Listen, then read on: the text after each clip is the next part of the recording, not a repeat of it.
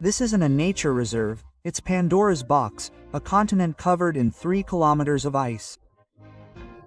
A place where the average temperature drops to -80 degrees Celsius. White silence. The last bastion on the planet, untouched by man. A place dedicated exclusively to science and peace. This is the official story, reassuring, logical, and perhaps the biggest lie told to humanity in the 10th century. Because beneath this icy mask, in the darkness that hasn't seen sunlight for 15 million years, anomalies are being revealed that defy our physics textbooks. Secrets that forced sworn enemies at the height of the nuclear arms race to sit down and sign an unprecedented document. A treaty that doesn't allow exploration of Antarctica, but controls it. It locks the continent in place, declaring it a quarantine zone. This investigation isn't about penguins or melting glaciers. This is an investigation into what made the world's most powerful nations so terrified of the last continent on Earth. What have they found, and why are they so desperate to hide it from us? The question isn't why we're not allowed to explore Antarctica. The question is what will happen when they can't hide it anymore. Before we get to the main part, we'd like to ask for a little support. A like and a subscription would be the best thank you. Thank you. Our investigation doesn't start on Earth, but 400 kilometers above it. In sterile space. The year is 2006. 2 twin NASA satellites. The GRACE Gravity Recovery and Climate Experiment mission. Their names are Tom and Jerry. Their job is not to take photographs. They are blind. Their job is to weigh the Earth. They fly in the same orbit, 220 kilometers apart, and measure this distance with an accuracy of 1 micron. When the first satellite flies over a zone of higher gravity, a mountain or something else, it is pulled in and accelerates slightly. The distance between the satellites changes. Instruments record this. This is how they map the planet's gravitational anomalies. Most of the time, the map is predictable. Mountains are heavy, ocean basins are light. But when Tom and Jerry fly over East Antarctica, over a region known as Wilkes Land, something happens that forces engineers in Houston to check their calculations again and again. Instruments detect a massive mascon, a concentration of mass. Under 3 kilometers of ice, in absolute emptiness, lies something incredibly dense and heavy. The size of this structure is shocking. It has a diameter of 320 kilometers. Inside this anomaly is an even denser core, perfectly round, almost 50 kilometers in diameter. NASA scientists quickly come up with an explanation. Elegant, logical, and absolutely terrifying. They say, it's a giant impact crater. The remnant of an asteroid twice the size of the one that killed the dinosaurs. They date it to 250 million years ago. The Permian-Triassic extinction. The Great Dying, when 96% of all marine life on the planet just disappeared. That in itself is the discovery of the century. But here comes the but. GRACE's data shows mass, they don't show shape. The crater idea is a theory based on the fact that this scar perfectly aligns with the giant fault in the Earth's crust that gave birth to Australia. But there's another theory, more disturbing. Mascon is the word for concentrated mass. What if this mass isn't just compacted rock from an impact? What if it's the object itself? What if, 250 million years ago, something huge, metallic, dense didn't just hit the Earth, but punched through the crust and stayed there? Buried under 3 kilometers of ice. This idea would be delusional, science fiction, if there would be no context, if not for what happened in this very sector decades earlier. And if not for the fact that in all these years, no one has dared to drill through the ice in Wilkes Land. Officially, it's too difficult, too expensive. And officially, this zone, like many others, is under an unspoken moratorium. They've found a magnet, and they're afraid to touch it. To understand the fear, you have to go back in time. To the early 20th century. Antarctica. The last blank spot. The Amundsen-Scott race in 1911. It's not just a sporting interest, it's a territorial conquest. Each expedition plants a flag in the frozen ground, staking claims to sectors larger than their own countries: Britain, Norway, France, Australia. They carve up the continent like a pie. And then a player who is late to the division enters the picture. 1938, a year before the start of World War II. Nazi Germany, obsessed with ideas of technological superiority, mysticism and living space, sends a secret expedition to Antarctica. This is not a rumor, this is an established historical fact. Operation New Swabia. The ship Schwabend leaves Hamburg. This is not just a ship. It is a floating airbase catamaran, capable of launching 10-ton Bore and Passat seaplanes directly from the deck using a steam catapult. Captain Alfred Richer, an experienced polar explorer, is in command. The official goal is absurd: ensuring the safety of the German whaling industry for the production of margarine. In 1938, on the brink of World War margarine, the real goal was different: the seizure of territory. Luftwaffe planes make 15 sorties.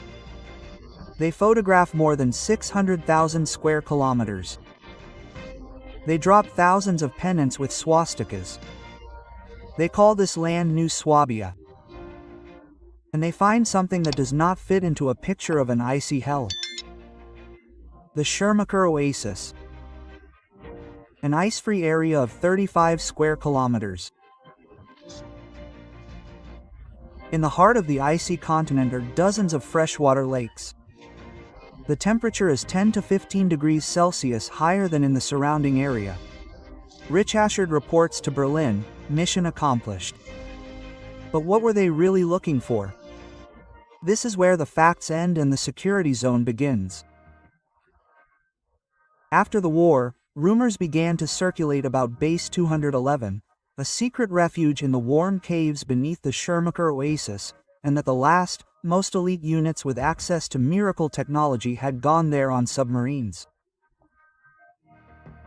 This could be written off as conspiracy theories, if not for what happened in 1945. The war was over. Germany capitulated in May, but in July and August, more than 2 months later, 2 German submarines, U-530 and U-977, arrived in the Argentine port of Mar del Plata. Their crews surrendered. These aren't just any boats, these are Type 21s. The most advanced submersibles of their time, capable of staying underwater for weeks. The perfect transport for a clandestine mission. Their logs are blank, their statements confused. They claim they were simply patrolling. But rumors persist that they were landing someone somewhere in the south. Perhaps Puvius in Swabia. All this could be forgotten, attributed to the panic of the post-war period. But the reaction of the Allies says otherwise. They believed. 1946. Just a year has passed since the bloodiest war in history. The United States, exhausted by the fighting, is counting its losses and demobilizing the army. And suddenly, in an urgent panic, they equip the largest armada ever sent to Antarctica. An unscientific mission, a military flotilla, Operation High Jump. Code-named Task Force 68, led not by a scientist, but by a legend, Admiral Richard Burt, America's polar hero. The man who was the first to fly over both poles. The group consisted of 13 ships. The aircraft carrier Philippine Sea, the flagship Mount Olympus, destroyers, tankers, icebreakers. 4,700 personnel, dozens of aircraft. The official purpose: training personnel and testing equipment in extremely cold conditions. It sounds ridiculous. Why send 700 soldiers to train on a continent where there is no enemy? Unless the enemy was there. The mission was designed to last 6 months. It was supposed to cover the entire summer and fall, but it was curtailed at the end of February 1947. After only 8 weeks. Curtailed in panic with losses. Officially, 1 aircraft, the PBM George I, crashed, 3 died. 6 were rescued 13 days later. A tragic accident. Unofficially, the reports, which were immediately classified, spoke of something else, of unidentified objects, about collisions, about Admiral Burt losing several planes and dozens of men in aerial combat. The most shocking thing is what Burt himself said upon his return. Not in the official report, but in an interview with the Chilean newspaper El Mercurio on March 5, 1947. Journalist Lee Van Atta quoted the admiral, and these words should have exploded the world, but they were quickly hushed up. Burt said, quote, "The United States must take defensive measures against an aerial enemy coming from the poles." He was talking about how, in the event of a new war, America could be attacked by objects capable of flying from pole to pole at incredible speed. Who was this enemy? What did he mean? The remnants of the Nazis, who had actually found something, who used technology the world had never even imagined, or something worse. Burt returned to Washington. He was immediately summoned to a closed congressional hearing. The minutes of that hearing remain classified to this day. Operation High Jump wasn't a drill. It was a purge, a military operation. And it failed. The American Armada, having defeated Japan, retreated before an unknown force based in Antarctica. After the Byrd fiasco, silence falls. 10 years. The world enters the Cold War. The Berlin Crisis, the Korean War, the world on the brink of nuclear apocalypse. And then, in 1957, something strange happens. The International Geophysical Year, IGY, is declared. 1957-58. Supposedly a global scientific initiative to study the Earth. And the main focus of the IG suddenly becomes Antarctica. All the countries that were at war with each other suddenly decide to cooperate. The United States and the Soviet Union, ready to incinerate each other, begin building bases in Antarctica. The Americans build the Amundsen Station right at the South Pole. And the Soviet Union builds the Vostok Station and the Pole Station. Inaccessibility. The pole of inaccessibility. The most remote point on the continent. A Soviet expedition gets there in 1958. They stayed there for only 12 days and hastily evacuated, leaving behind all the equipment and a bust of Lenin facing Moscow. The station is still there, buried under snow. What did they see there that made them flee? MG was not a scientific mission. It was reconnaissance. Both superpowers, terrified by the Byrd report, used science as a cover to understand what they were up against, and what they found terrified them even more, so much so that they decided to do the unthinkable. December 1, 1959, Washington, at the height of the Cold War, just 2 years after the launch of Sputnik, 2 years before the Cuban Missile Crisis. 12 countries, including sworn enemies of the US and the SR, sign the Antarctic Treaty. Let's ponder the absurdity of this. Two, the superpowers, with their fingers on the nuclear buttons, suddenly agree to peace in Antarctica. Article 1. The continent is to be used for peaceful purposes only. Any military bases, maneuvers, or weapons testing are prohibited. Article 4. No territorial claims may be made, contested, or confirmed while the treaty is in force.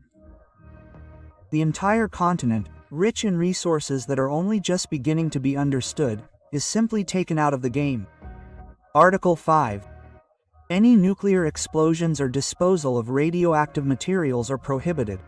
This is the fifth article, the strangest one. Why ban nuclear explosions separately? Did anyone really consider that option? Perhaps as a way to sterilize something, or as a way to get to something by blowing up an ice cap. And most importantly, Article 7. The right to total inspection. Any country party to the treaty may, at any time and without warning, send its inspectors to any station, to any facility in Antarctica, and no one has the right to refuse them. This is mistrust. This is a legalized mutual paranoia. You can test me, because I'll definitely test you. The Antarctic Treaty isn't about cooperation, it's a non-aggression pact. It's a deterrence pact. They agreed not to divide the continent because they were afraid of what might happen if one person gained access to what was hidden there. The 1959 Treaty isn't the key to peace. It's a lock. A lock on a door that humanity is afraid to open. Today, Antarctica is supposedly open to tourists, but this is an illusion. Tourists are taken along a tiny, carefully calibrated route on the Antarctic Peninsula. A step to the left, a step to the right is impossible. The entire continent is essentially a restricted access zone, but there are zones that are completely closed. They are called ASPAS, Antarctic Specially Protected Areas. Officially, these areas are for the protection of unique flora and fauna, such as mosses or bacteria. To enter such an area, you need special permission from all the treaty members. Obtaining it is practically impossible. And what are these zones? Zone 111, Schermacher Oasis. The very place where the German expedition was. Closed. Zone 101, Taylor Island. Here's an anomaly that has baffled scientists for decades. Blood Falls. Blood Falls is not a myth. It is a 5-story red spot on the snow-white Taylor Glacier. For decades, people thought it was red algae. But the truth turned out to be much stranger. It is the outlet of an ancient ecosystem. Sealed under the glacier is a lake, isolated from the world for 2 million years. The water in it is so salty that it does not freeze, and it is saturated with iron. When this water finally finds a crack and breaks out, the iron oxidizes in the air and rusts. Literally, the blood of the glacier is rust. But Blood Falls proved something more important. It proved that Antarctica is not a dead piece of ice. Underneath it, there is a giant hidden system, an aquatic circulatory system, a system connecting subglacial lakes. And there's life in this system. And then came satellite images and pyramids. A few years ago, Google Earth images blew up the internet. 3 features are visible in the Elsert Mountains, in the very heart of the continent. 3 mountains, perfectly pyramidal in shape. One of them is almost an exact replica of the Great Pyramid of Giza, only twice as big. Geologists were quick to reassure everyone. These are Nunataki, mountain peaks jutting out of the ice, and their shape is simply the result of erosion, wind, and frost. A natural phenomenon, and that's true for most of them. But the perfect edges, the perfect placement, too many coincidences. We're not saying people built these. But what if this is the same natural erosion that simply peeled off the top layer of something that was there before the ice? We're just asking the question, but the best kept secret isn't structure, it's life. Deep beneath Vostok Station, the very one the Soviet Union built in 1957. In the coldest place on the planet, Russian scientists, using seismic sounding, they discovered something. Under 4 kilometers of ice, a huge void. A lake.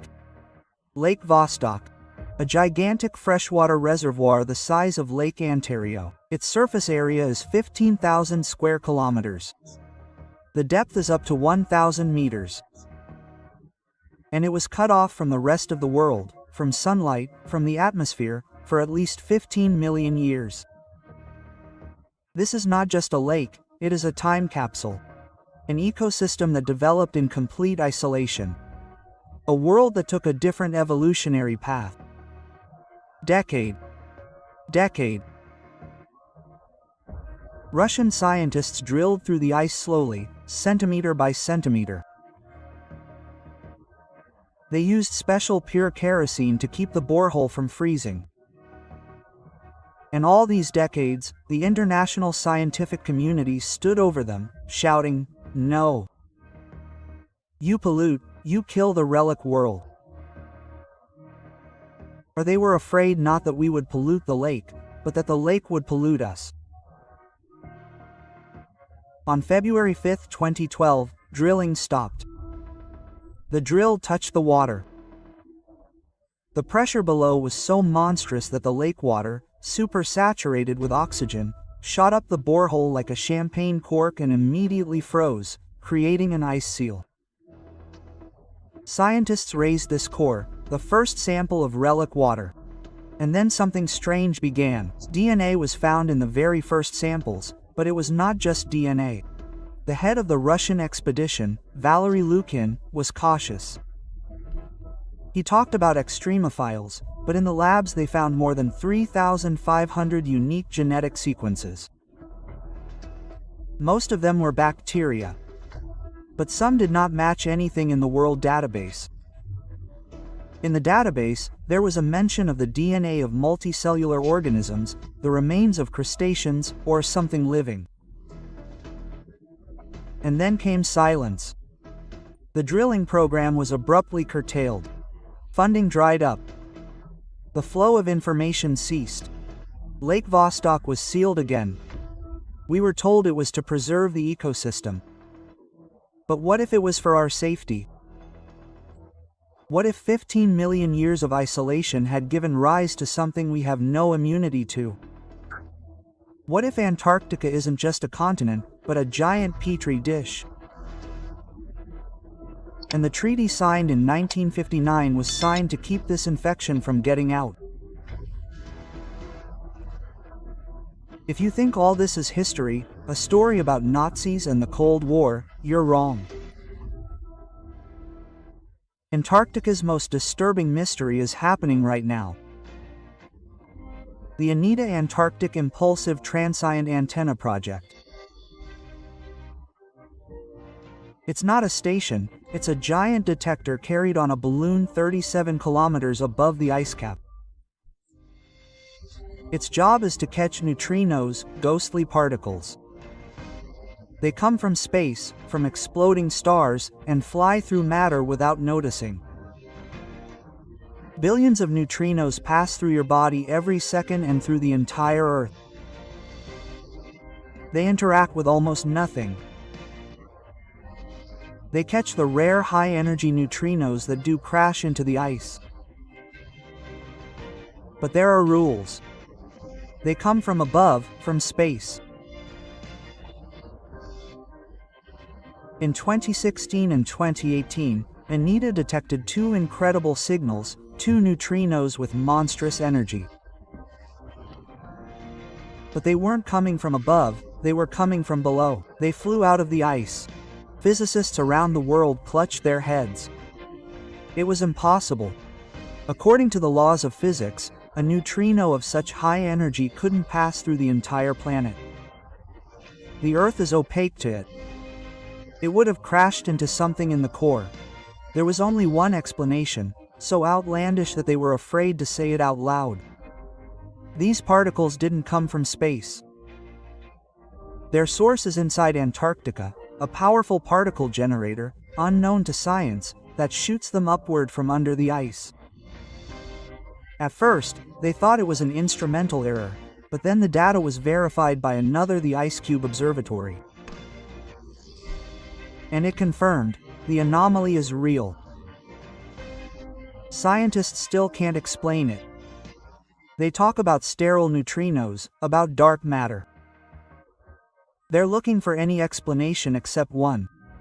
What if there's an anomaly in the ground near Ilks, that same T-Mascon, 320 kilometers across, that same object that's been lying there for 250 million years? What if it's not dead? What if it's sending a signal? No one is allowed to explore Antarctica not because it's a nature reserve, but because it's Pandora's box. All the restrictions, all the scientific protocols, all the environmental prohibitions, they're just a screen. A screen behind which fear hides. Fear of what the Nazis discovered in the New Swabia.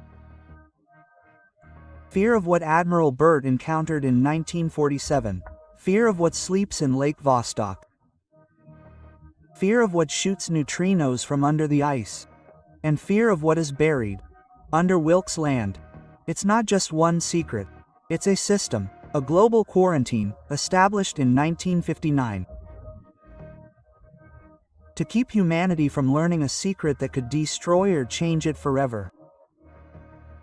But today, the Antarctic ice sheet is melting. It's melting at an unprecedented rate. What was hidden by kilometers of ice is beginning to be exposed. Secrets that have been kept for 250 million years can no longer remain hidden. The Antarctic Treaty was made to contain people, but it can't contain climate change. The curtain is falling, the icy prison is cracking. And the big question is no longer what they're hiding there, but what we'll do when it awakens or when it's found by someone who didn't sign any treaties. The mystery of Antarctica isn't about the past, it's about our very near future. Write in the comments what you think the icy continent really hides. What part of this story are we still missing? We don't know yet. A huge thank you to everyone who watched this episode to the end. Your support, likes, and subscriptions are incredibly important to us. And don't forget to click the bell to stay up to date with the latest news and never miss a new video.